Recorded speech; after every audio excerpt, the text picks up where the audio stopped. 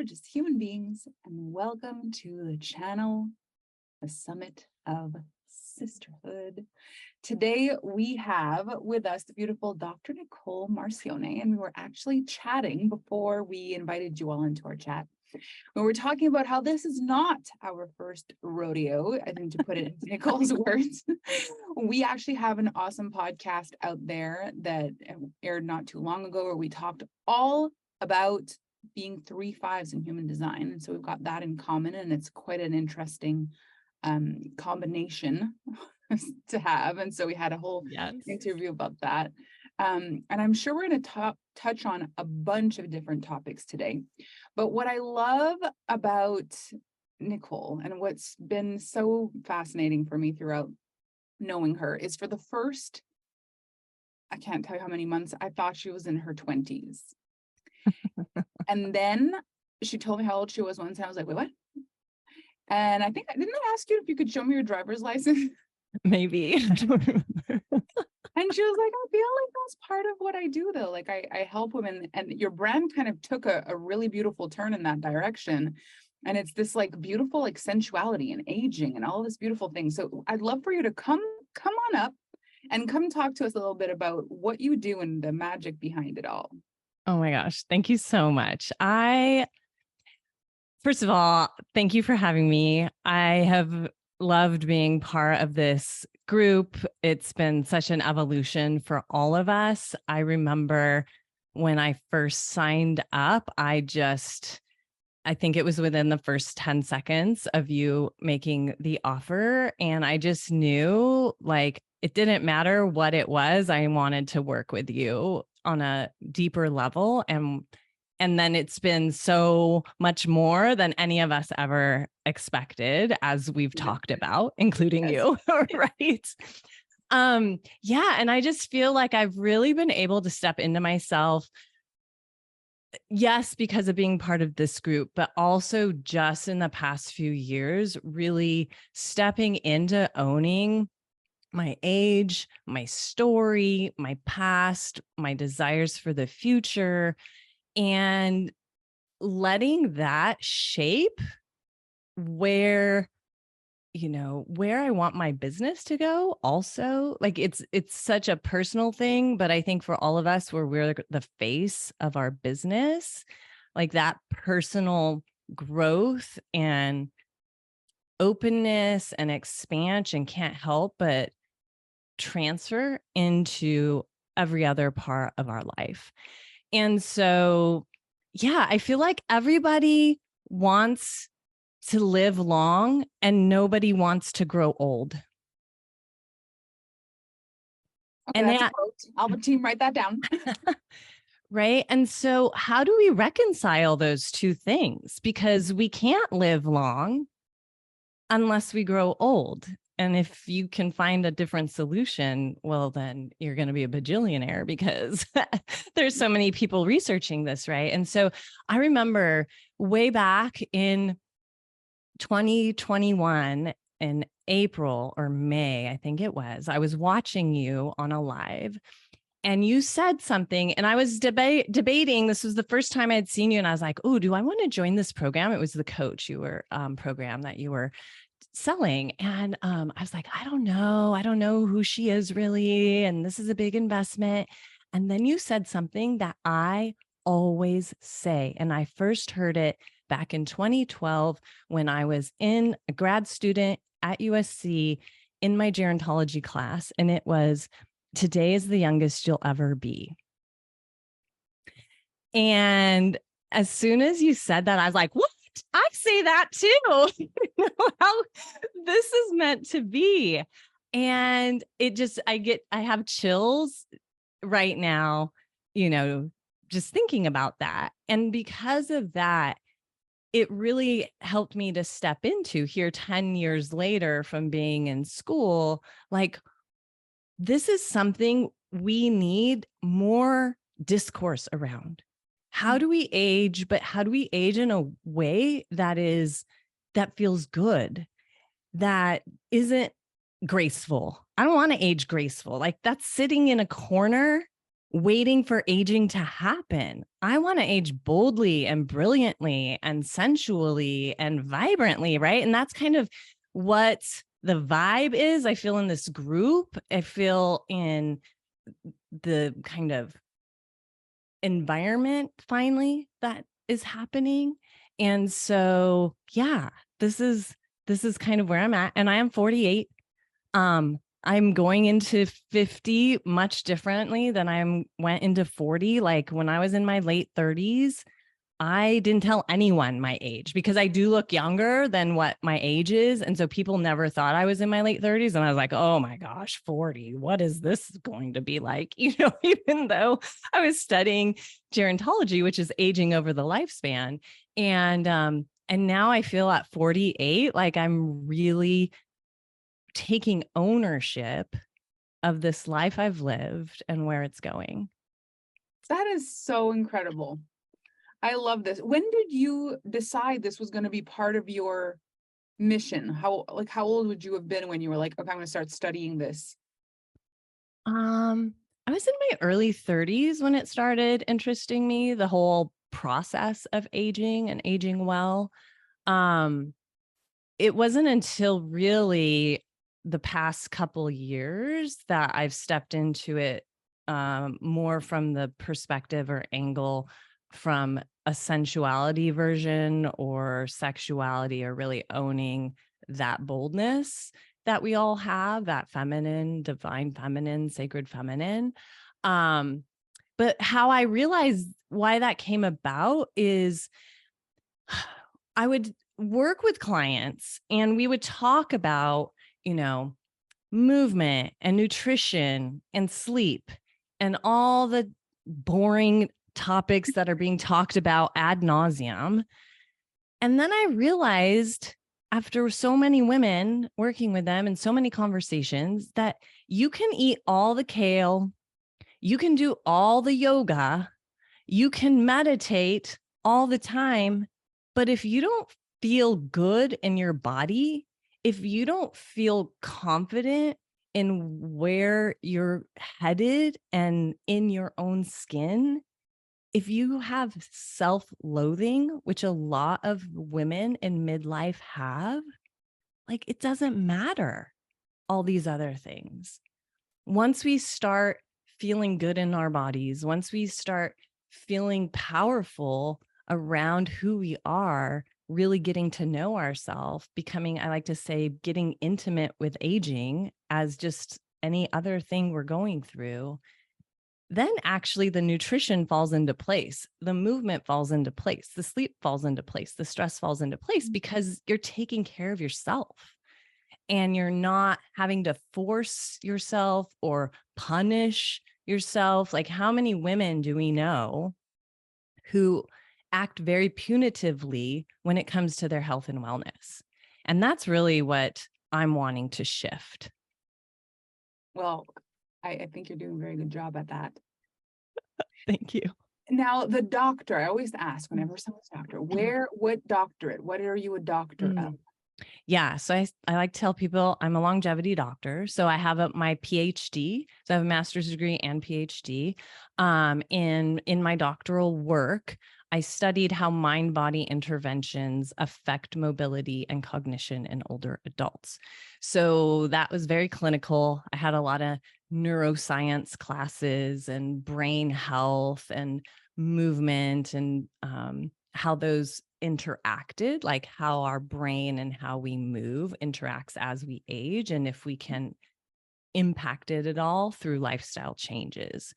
So that kind of, when I first graduated in December 2019, the typical trajectory of a PhD graduate is to become a professor at a university, to establish your own research lab, and to basically write papers on the research you do. I realized very early in, so it was 5 years for my doctorate, and then the master's was a few more before that. But I realized very soon that I did not want to be on that path. Like, I did not want to sit in my office all day writing grants and being a jerk to my grad students, because that's basically what it means to be a professor who runs your own research lab. And if anyone takes offense of that, I don't care, because that's true. And that's the experience I had. And I did not want to perpetuate this cycle of abuse. And so, and some people were like, well, don't you think you could have stayed and changed the system? And I was like, honey, no. Like, that is so steeped in patriarchy and hierarchy and abuse. I knew I would get chewed up if I continued down that path, which, that's fine. It just wasn't for me. And I really knew that I love this type of thing, this interaction with people. I wanted to work and have a direct impact with the people I was working with, and not just sitting in some ivory tower writing papers that only a few people would be able to read on my research. And so for me, it was really like getting dirty with people and like, let's go deep and let's not be afraid to buck the system, really. I mean, I had a lot of people who even still are like, what is she doing? She's other people in my program went on to NASA or to like Ivy League universities to teach. And here I am creating a brand called Sexy Smart Aging. Like, what is with this person? But it's been so much more satisfying, I think, than any path into academia would have been. That's really inspiring. I really love how true to yourself you've stayed throughout this entire path. Yeah, well, it hasn't always been that way. We've had this conversation before. I was raised in a cult. I'm half Mexican, half Italian. So culturally, very conservative. Religiously, was raised very conservative, like never having a voice, like always being the good girl, always being told what to do and obedient. And once I was able to leave that, which has almost been, it's been about 20 years now, and yet it still affects me every day. But it's been a big journey, like to trust in my own decisions, to trust in my heart and my gut, to listen even, and to really question authority and question when people say things have to be one way or else. And now I'm at a point where I don't think that. Like, I question everything. And so it kind of comes into now my work with people. It's like, okay, so many times we hear women, ourselves included, in our head, right, say the things like, the best years are behind me, I'm too old, it's too late, I don't like the way I look anymore. I used to look this way, now I look that way. My body feels like I've been betrayed by it, because especially for those of you out there in your mid 40s going through perimenopause, I'm right there with you. You're just like, what's happening? This is not who I am, or who is this person, And so, yeah, or after children, I've never had kids, but that's a whole other thing. And so we start this talking, these thoughts that we have, and we don't have to choose those thoughts. Like, we can create a completely different paradigm. And I'm really excited to see that others are choosing to speak in this way out in the open, like celebrities we're seeing talking about topics that we never saw before, actors, and just on smaller levels of conversations like this, or with girlfriends. I agree that this is needed, because it's one thing we all have in common, and it's a tragedy if we don't have that in common. And so it really is such an important part of life, is aging. Ah. And so to see it in a playful and fun way, the way that you bring it forward, where it's like, yes, there's the whole clinical background to it. You care, you know what you're talking about, but you've chosen to make it in a way where it is attractive and it does feel like it's beneficial to lean in and to learn how to do all this. So what do you see for yourself long term? Like what's the vision for you? Mm. I mean, the longest term is like 103 after a hike, I fall asleep and don't wake up. That's like, if you really Wow. want, which I love. I don't remember which program you taught it in, maybe Femme Fatale, but where you look back as, your oldest self on your accomplishments or perhaps what you've regretted or, those last, is it 7 minutes of your life? And I completely work with people and myself. Like I make a lot of decisions based upon reverse engineering my life. Like when I'm on my last day or just old and really old and wrinkly, like 100 years, what am I going to look back and be like, yeah, she nailed it. You nailed it. Great job.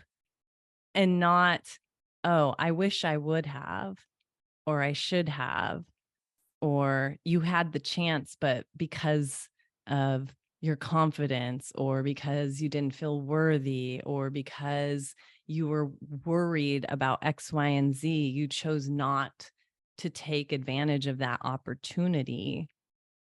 Like when you look at it from a place of when you're 100, does it actually have that much gravity and importance? Or are we just making a big deal over something and because of the stories in our head at this present age, where in 40 years, that's not even going to matter whether, or not you spent an extra week on vacation because you got invited to go on some fabulous extension, or, you got to write for a incredible magazine, or you got invited to do something else, but because of whatever inner work we still needed to work on, we just didn't do it because, we just said, no, no, thank you. And now at 100, you look back and you're like, oh, I really wish I should have done that.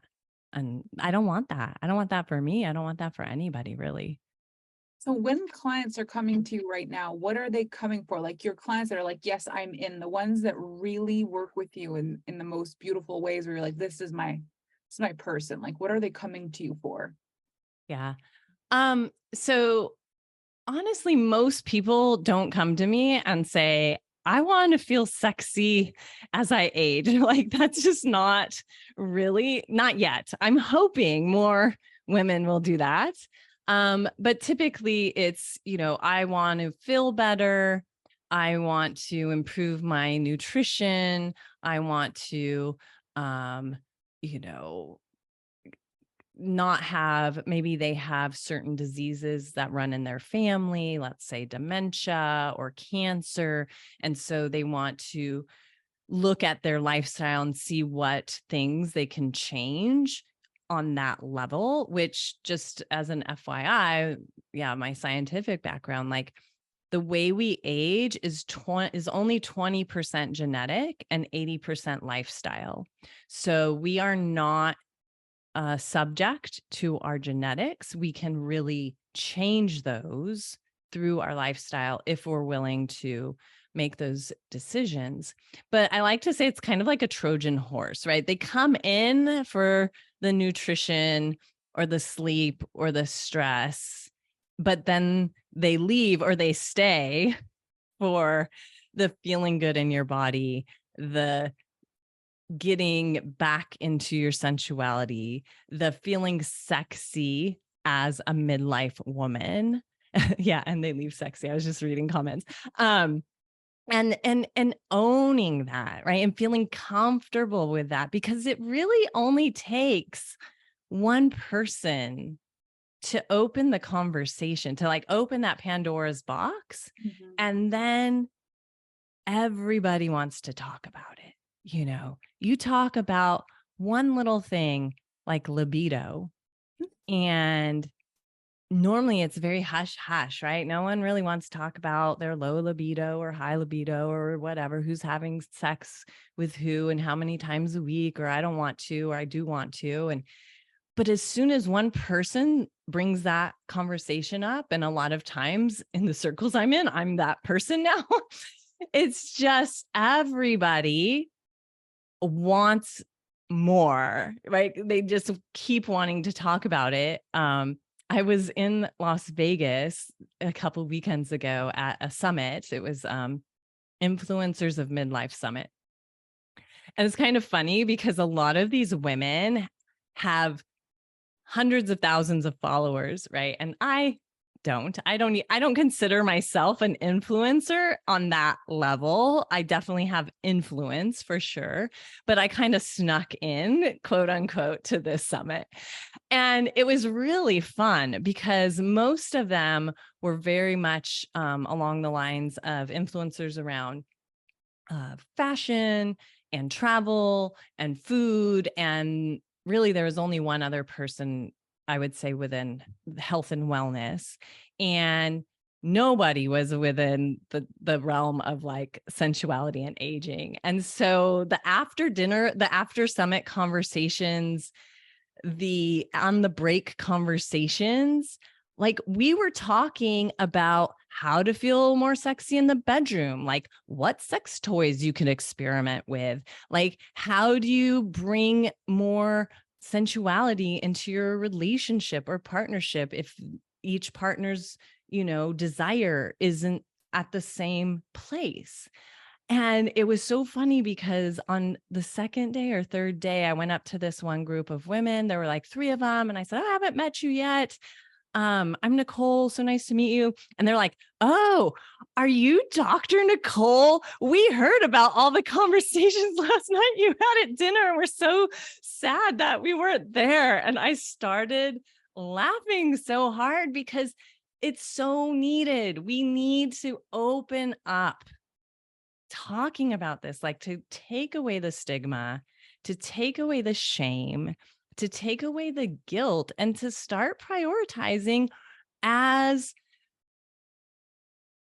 our sexual, sensual beings. And that could be a little bit scary for some people. I totally admit it. Like, not everyone is willing to like go online and peruse sex toys and then ask, play with it themselves for a while and then ask their partner to come join them. Like, I get that. And so that's why I think this starts with sensuality and moves into sexuality, because a lot of times people think those are the same. Like when I ask, well, what do you think about sensuality? And they think, oh, it's sex. And I'm like, no, like it can be intertwined for sure. But sensuality really is just living our lives in a way where we use our senses to bring in more indulgence or pleasure. So that could be something like having a beautiful cup of coffee in the morning near a fire, right? Or taking a bath, or going for a swim in the ocean or the lake, or having a beautiful massage, either yourself with some nice oils or going to the spa. Like these are all ways to build upon your sensuality so that if someone feels like, ooh, I don't know if I want to step into that realm of the sex stuff, you don't have to dive into the deep end. You can just dip your toe in and, have a really juicy peach and bite into that and let the juice dribble down your mouth. And you're like, ooh, that feels really good. That tastes really good. Like that's bursting in my mouth. And feeling that aliveness as a human being, feeling that aliveness as a woman, feeling a aliveness as someone who's probably been told that it's selfish to feel good or to take time to let yourself be in your sensual self, and yeah, so I don't even remember what your question was for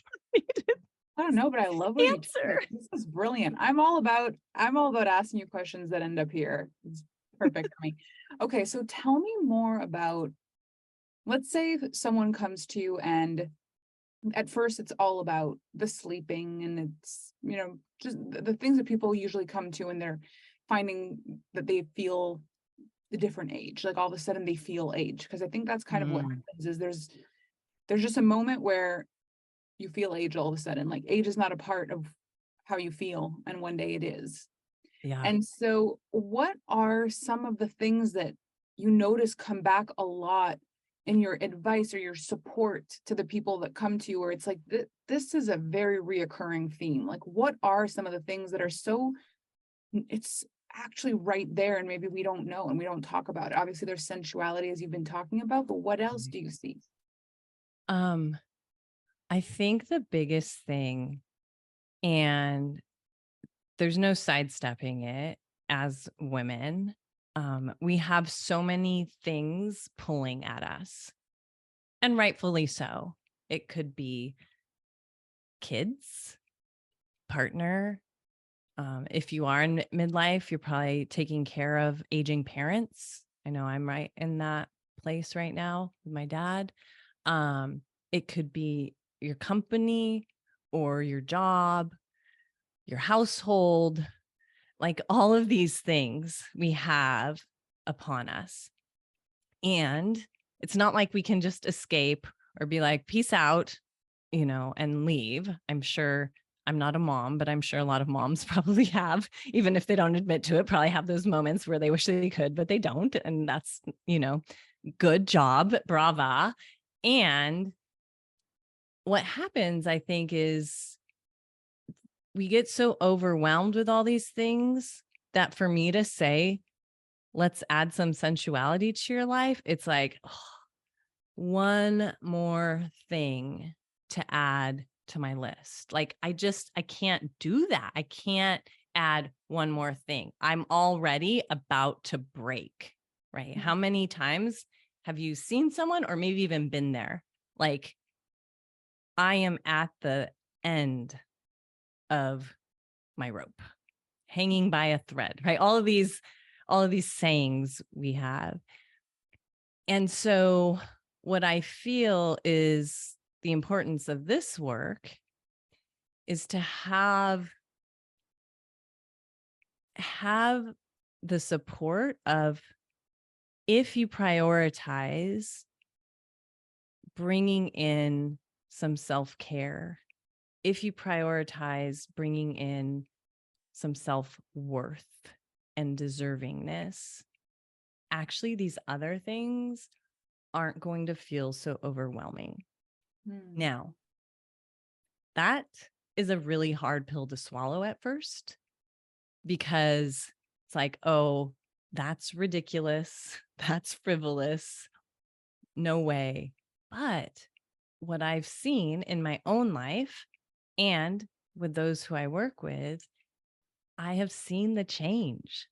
Like, when someone pauses to take care of themselves, they come into the room an entirely different person.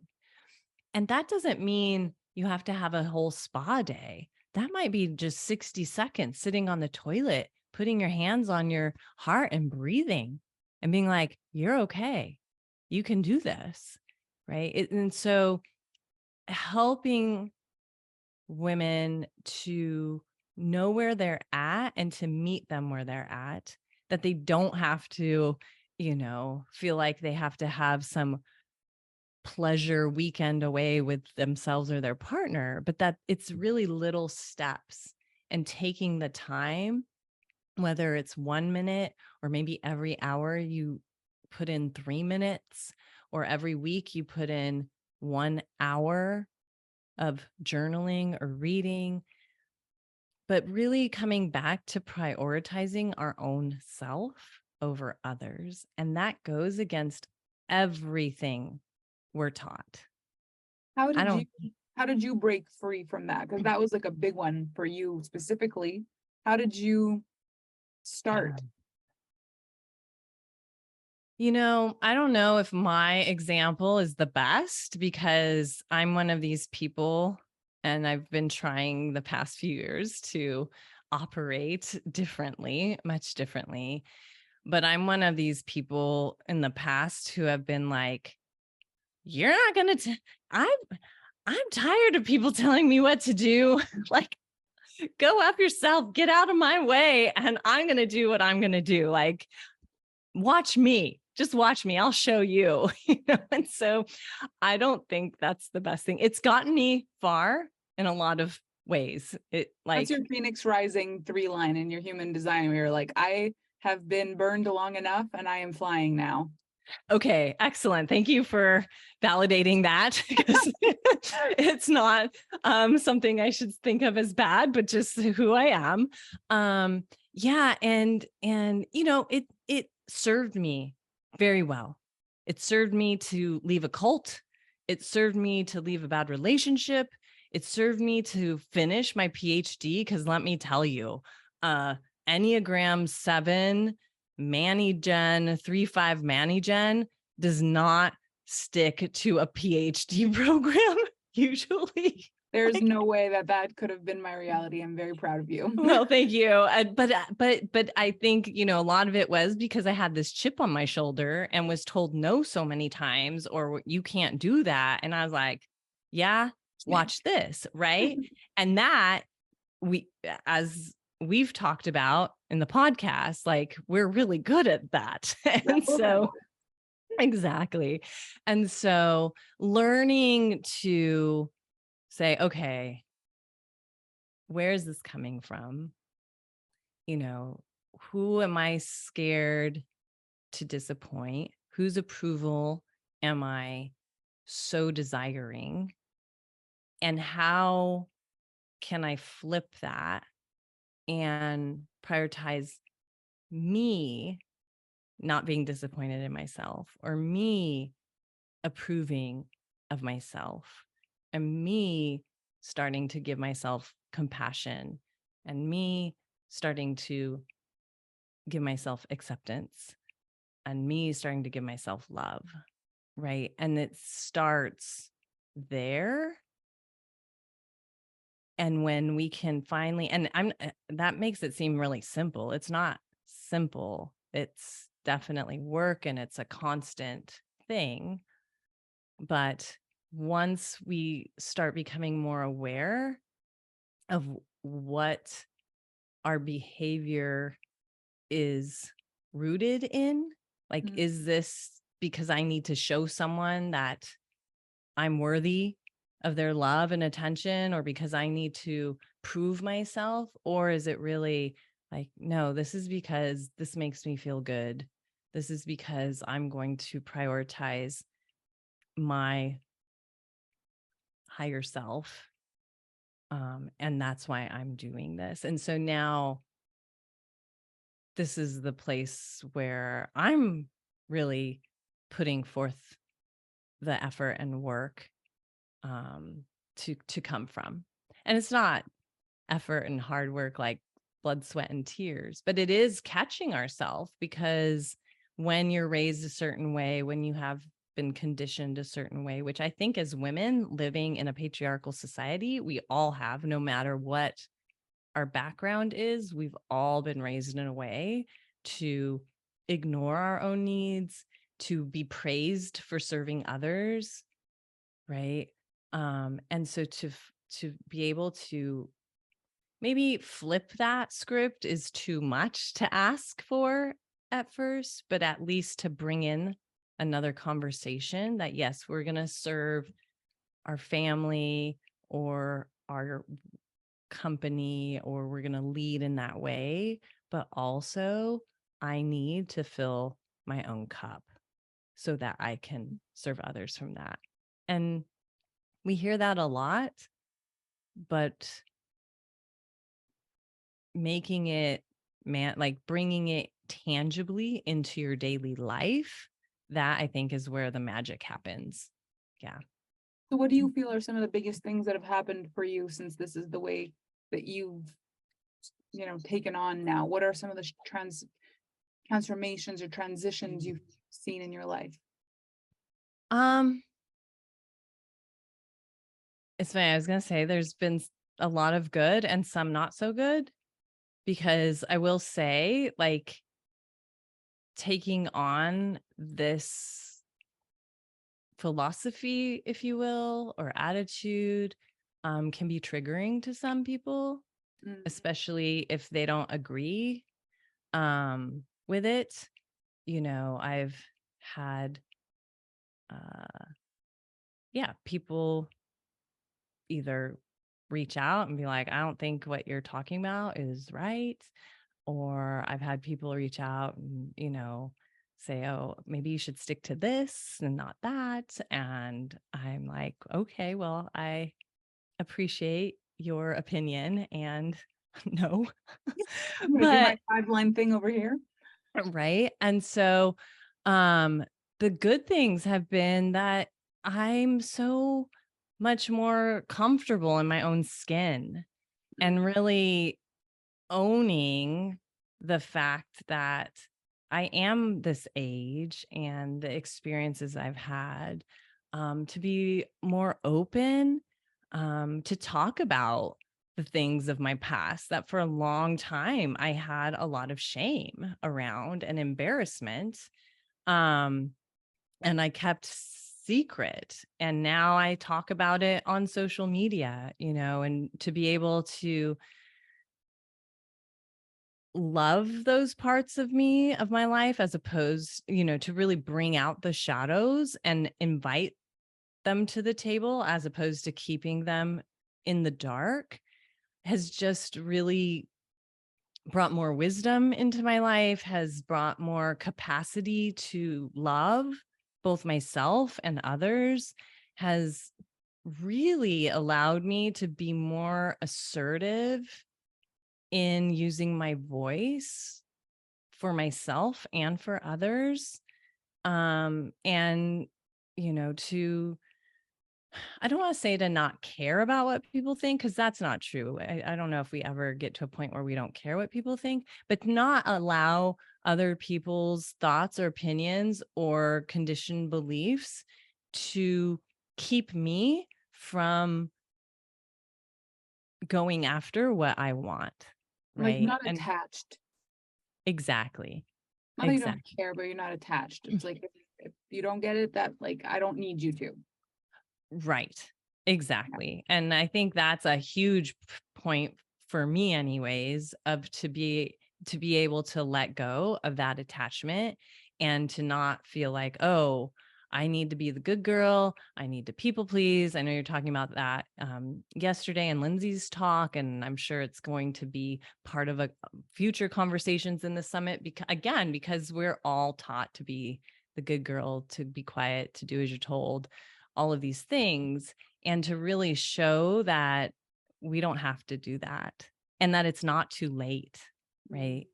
I had a conversation with someone yesterday and she's like, "Oh, I'm already in my mid 40s and I just wish I knew all of this stuff earlier and I feel like it's too late." And I'm like, "No, it's never too late. Like we want to start as early as possible, but it's never too late to start. It's kind of like retirement. The sooner you start, the better, but you don't want to be like, oh, well, I haven't been doing it, so I'm not going to do it now. Like, cause once then do something. Right. And so to encourage each other to follow your dreams, to encourage each other to, if there's some burning desire that you've wanted to do and you just haven't, and now you're saying, well, it's too late or I'm too old.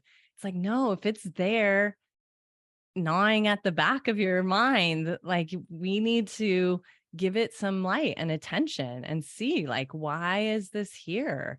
What do I need to do? Maybe it's write a book, maybe it's leave a relationship, maybe it's to go back to school, maybe it's to quit a school program you're in. It could be anything, but to listen to that.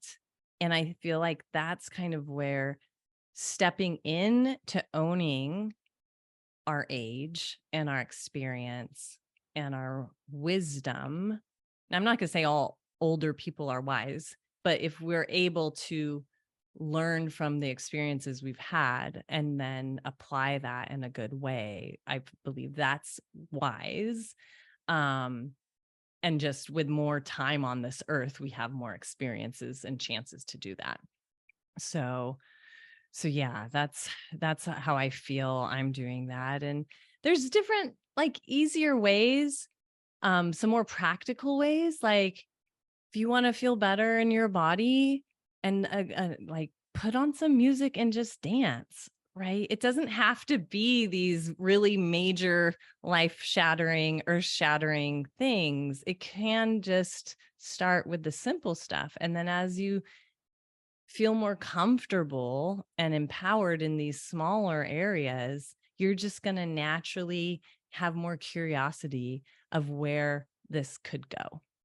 And I think that is a big thing with age, is instead of having, there's that horrible saying, you can't teach old dog new tricks. And I firmly don't believe in that. In fact, I think the more curious we are as we age, that the novelty, then our aging experience is just going to be better and better and better, because we do have that openness and that growth mindset and wanting to see what else there is in this glorious one life we have on this earth.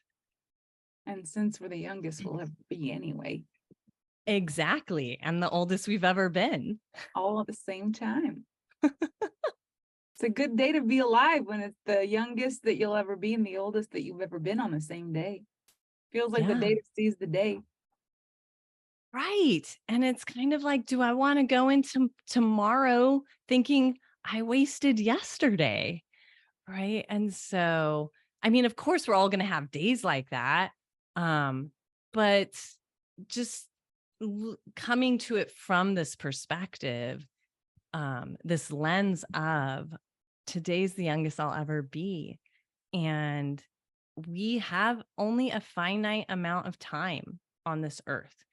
And I think that doesn't hit as hard as when you hit 40. I don't know why it is.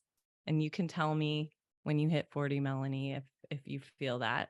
Because of course, before 40, you can feel that. But I don't know if it's because our parents start to age and we start seeing things like these people who have always been there as our support and our pillars, and now we are starting to have to take care of them and the roles flip. I don't know if that's why. Then we start looking at our own mortality, or maybe kids, start to grow and you're like, how are they graduating from high school? I remember holding them when they were a baby in my arms just yesterday, and that was 18 or 19 years ago. Or we start having friends that get sick, which is really a sad thing. And we start thinking, okay, now's the time. We don't want to put things off, because so many of us are like, oh, I'll get to that. I'll get to that. And yet we never do. And one day we're going to realize we're not going to be able to get to that anymore. And that's probably not going to be a feeling we want. My grandma always used to say, aging is a privilege denied to many. Yeah.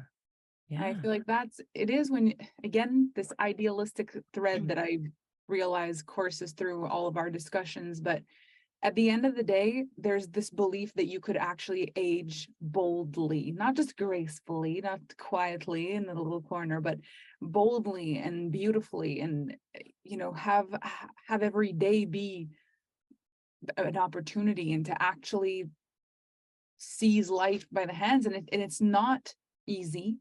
And because your mind will tell you things and your body will tell you things, and you'll compare yourself, and people might tell you things, and the younger generations will tell you things, and things that used to happen won't happen anymore, and things that never happened will start to happen. And it is a difficult thing. But when you look at it with an approach of like, how do I nail this? Instead of how do I try to avoid this or swerve this or pretend it isn't happening, there's a totally different experience of that. And I feel like one thing I am very proud of in my community in Alpha Femme is like there are women of all ages in Alpha Femme. Like we have younger women coming in their late teens, and we have women in their 70s in Alpha Femme.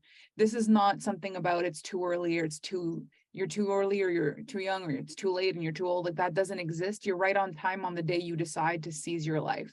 And I feel like you're a beautiful example of that. Oh, thank you so much. Yeah, I just love that. And it's so powerful because we are an example to the next generation too. I don't have daughters, but I believe that we can really shift this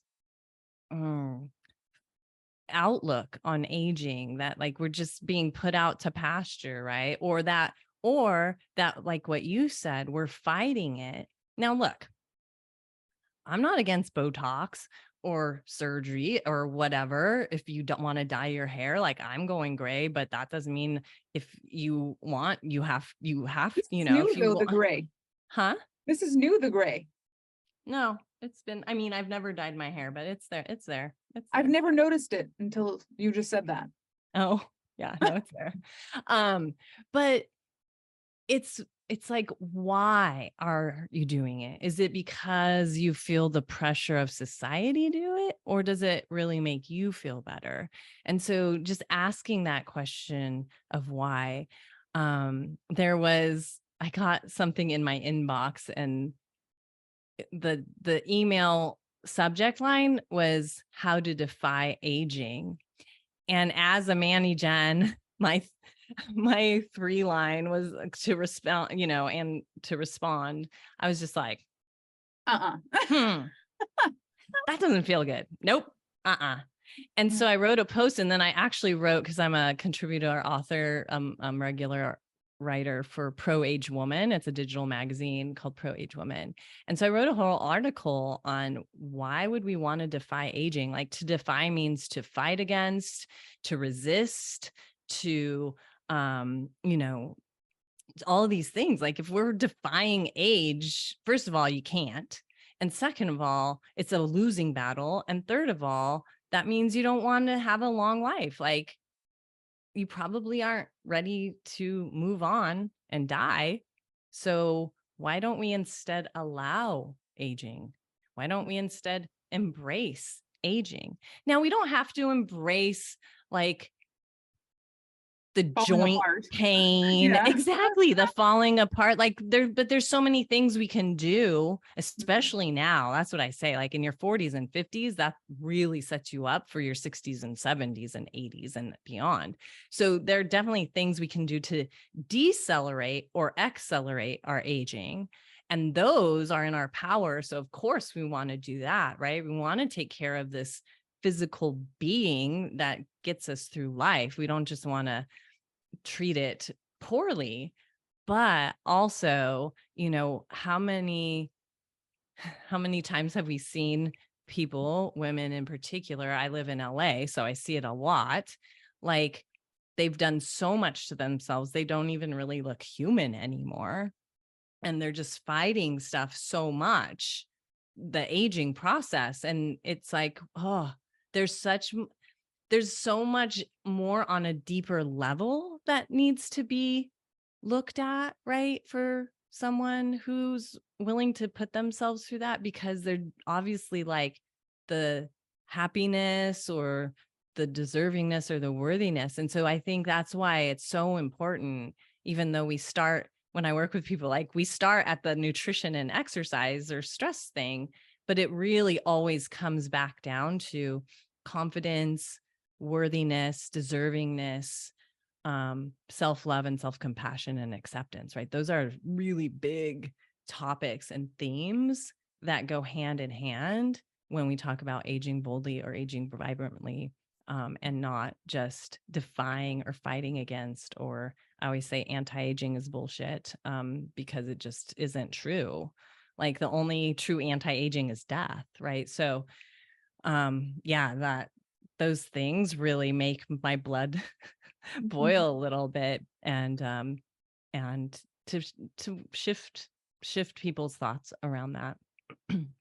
Well, this is really powerful. And my vision in having obviously all these incredible women that are speaking here today, having you here today, I want to see more women across all age groups, like really telling amazing stories, because the stories of future generations, the heroes and heroines that are presented to the world in the future, they will be based on the stories that are written today. And so we need more amazing stories, and we need them across all age groups, and we need the awe-inspiring stories of any woman at any age who decided to take her life by the horns and make a miracle happen. So those become the novels and the books and the stories and the people and the names that we talk about for generations to come. And so let's embrace aging and be proud of the women that we become all along the way, and just have the time of our lives doing it, ideally.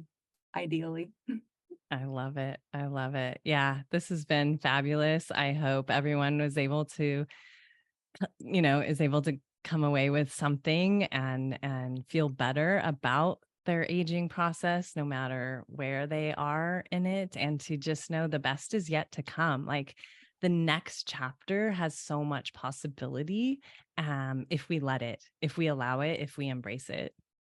I agree. Now I'm going to need the Alpha team to actually send me the bio in the chat, because my phone just died. We had too much energy and the phone died. And so I went to pull it up and it was gone. So if we can pull it up for me, and I will read it loud and proud out here. By the way, I love that the bios are being read at the end. It's kind of Me fun. too. Me too. Yeah, I've All never right. seen that before. We do things differently over here. Of course. Dr. Nicole Marcione is an expert in longevity, desire, and vibrancy in middle life. She's the CEO, founder of Sexy Smart Aging, blending the science of longevity with the art of sensual living. Dr. Nicole works with clients all over the globe, supporting them to feel engaged, powerful, and confident in their unique aging process. She's an author and international speaker, teaching workshops and presenting her research worldwide. Her mission is to shift the participants around aging from the current anti-aging BS to sexy smart aging. I love it so much. I love the way you present it. You're the perfect vessel for it. Thank you for being you. Thank you for having me, and thank you for this container. And I just, I love you. I love you too so much. So good. Thank you for being with us today for day 3 of the channel. Tomorrow we have extraordinary people once more to present to you, incredible stories, incredible testimonies of life well lived. And so we look forward to meeting you again tomorrow for some more beautiful interviews. Thank you for your time, your energy, your attention. We love you deeply. We're grateful for you, and we'll see you tomorrow for another day of the summit. Ciao, ciao. Bye.